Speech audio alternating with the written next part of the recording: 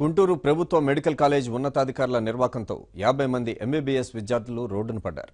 2013లో medical కాలేజీకి 50 సీట్లు పెంచుతూ మెడికల్ కౌన్సిల్ ఆఫ్ ఇండియా ఉత్తర్వులు జారీ చేసింది. 6 ఏళ్లు గడిచినా కాలేజీ యాజమాన్యం మౌలిక సదుపాయాలు కల్పించకపోవడంతో 50 సీట్ల అనుమతి రద్దయ్యే పరిస్థితి వచ్చింది.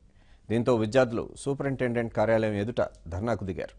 మరింత సమాచారాన్ని మా ప్రతినిధి సాంబశివరావు అందిస్తారు. సాంబశివరావు. గుంటూరు ప్రభుత్వ మెడికల్ కళాశాలలో అధికారుల నిర్లక్ష్యం వల్ల 50 మంది విద్యార్థుల జీవితాలు రోడ్డున పడబోతున్నాయి.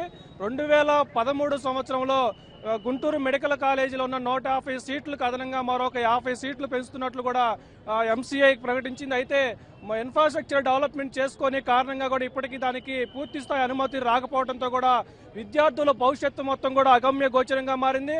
2013 నుంచి ఇప్పటి వరకు కూడా దాదాపు 6 సంవత్సరాల పాటు ఒక్కొక్క సంవత్సరానికి 50 మంది విద్యార్థులతో పాటు 300 మంది విద్యార్థులు ఈ రోజు రోడ్డున పడి తమ భవిష్యత్తు ఏంటో అర్థం కాక ప్రశ్నార్థకంగా మారింది. గుంటూరు మెడికల్ కళాశాల అధికారుల నిర్లక్ష్య వైఖరికి నిరసనగా ఈ రోజు అక్కడ చదువుతున్న పీజీ విద్యార్థులు మొత్తం కూడా విధులు బహిష్కరించి కూడా తమ నిరసన కార్యక్రమాలను ఆందోళన వ్యక్తం చేస్తున్నారు.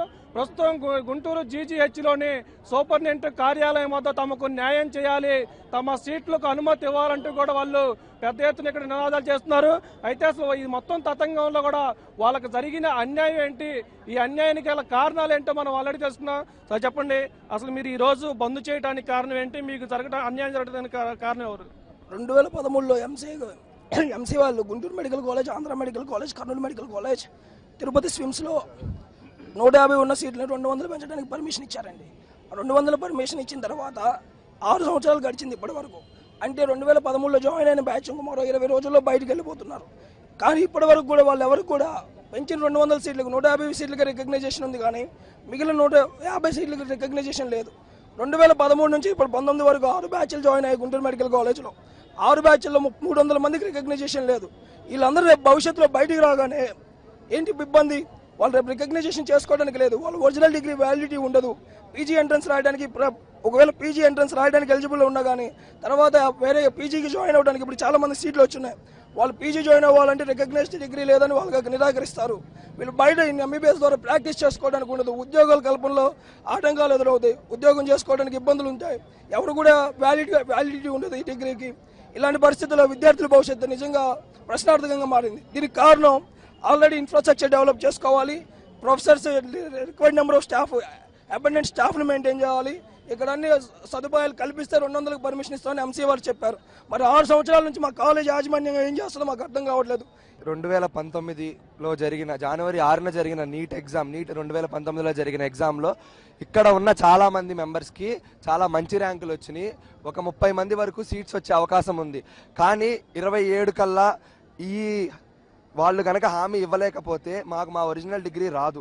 మా ఒరిజినల్ డిగ్రీ రాకపోతే ఇన్నాళ్ళు పడ్డ కష్టం మేము ఏది చేసుకోలేము, దాంతో మేము ఏ పోస్ట్ గ్రాడ్యుయేషన్ సీట్లో జాయిన్ అవ్వలేము. మీరు చెప్పండి, ఇప్పుడు 2013లో సీట్లు పెంచామని చెప్పారు, ఇప్పుడు 6 సంవత్సరాలు పూర్తి అవుతున్నా మీరు ఇప్పుడు దాకా ఎందుకు మేలకున్నారు? 6 సంవత్సరాల తర్వాత ఇప్పుడు ఎందుకు రోడ్డు ఎక్కారు? ఇప్పుడు దాకా మాకు ఇలాంటిది ఒకటి ఉందని కూడా తెలియదండి. ఫిబ్రవరిలో ఒక పత్రికలో చదివాము, మా కాలేజ్ 12వ తారీఖు ఫిబ్రవరిన ఒక పత్రికలో చదివాము మేము. ఆ చదివినప్పుడు మాకందరికి అది నిజమా కాదా అన్న సందిగ్ధంలో ఉన్నాము. ఆ తర్వాత మేము ఆ యాజమాన్యం దగ్గరికి వెళ్ళాము, ఏంటి సార్ ఇదంతా నిజమేనా, మాకు ఇలాంటి పరిస్థితి వస్తుందా అంటే అప్పుడు వాళ్ళ నుంచి మాకు ఏ హామీ రాలేదు, ఎటువంటి కన్ఫర్మేషన్ కూడా రాలేదు, మీకు అందరికీ ఏమి ఇబ్బంది ఉండదు అని. ఆ తర్వాత మేము ఎంసీఐ అఫీషియల్ వెబ్సైట్లో చూసాము, అప్పుడు ఒరిజినల్ పరిస్థితి తెలిసింది. వాటి ప్రింట్అవుట్స్ కూడా మా దగ్గర ఉన్నాయి.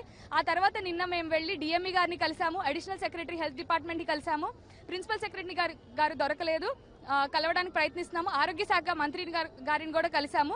కానీ మాకు ఎటువంటి హామీ, మీకు ఖచ్చితంగా ఏ ఇబ్బంది ఉండదు, ఈ నెలాఖరికల్లా మీరు వెళ్ళిపోయేసరికి తర్వాత ప్రాక్టీస్ చేసుకోవచ్చు మెడిసిన్, లేదా పీజీలో జాయిన్ అవ్వచ్చు అని ఎవరు ఖచ్చితంగా చెప్పలేదు. లేదు, అసలు మాకు పర్మిటెడ్ అండ్ రికగ్నైజ్ సీట్స్ గురించి మేము జాయిన్ అయ్యేటప్పుడు మాకు తెలియదు.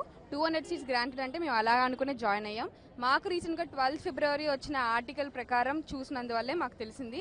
అప్పుడు మేము ఇమీడియట్గా వెళ్ళి క్వశ్చన్ చేస్తే వాళ్ళు మాకు ఎటువంటి సరిగైన ఇన్ఫర్మేషన్ కానీ క్లారిటీ కానీ ఇవ్వకపోవడం వల్ల అప్పటి నుంచి మేము ఇంకా దాన్ని నిర్లక్ష్యం చేయకుండా అప్పటి నుంచి మేము అడుగుతూనే ఉన్నాము. సో ఎంత అడిగినా కూడా మాకు సరిగైన ఇన్ఫర్మేషన్ క్లారిటీ లేదు కాబట్టి మేనేజ్మెంట్ నుంచి మేము ఈ నిరసనకి దిగాం. ఇది మొత్తానికి గుంటూరు మెడికల్ కళాశాలకు సంబంధించి మొత్తం 300 మంది విద్యార్థుల భవిష్యత్తు ప్రశ్నార్థకంగా మారుతుంది. దీనికి సంబంధించి అన్ని స్థాయిలో ఉన్నతాధికారులకు తమ సమస్యను విన్నవించినా కూడా ఎవరూ కూడా స్పందించిన పరిస్థితి లేదు. ఈ నెల 27వ తేదీలోపు కనుక పూర్తి స్థాయి అనుమతి రాకపోతే తన భవిష్యత్తు మొత్తం కూడా తమ రోడ్డు పాలు కావాల్సిన కూడా వీళ్ళు మొత్తం ఆవేదన వ్యక్తం చేస్తున్నారు. మరి ప్రభుత్వం దీనిపై ఎలా స్పందిస్తుందో కూడా వేచి చూడాల్సిన అవసరం ఉంది. ఇది గుంటూరు ప్రభుత్వ ఆసుపత్రి వద్ద విద్యార్థులు చేసిన ఆందోళన. Over to studios.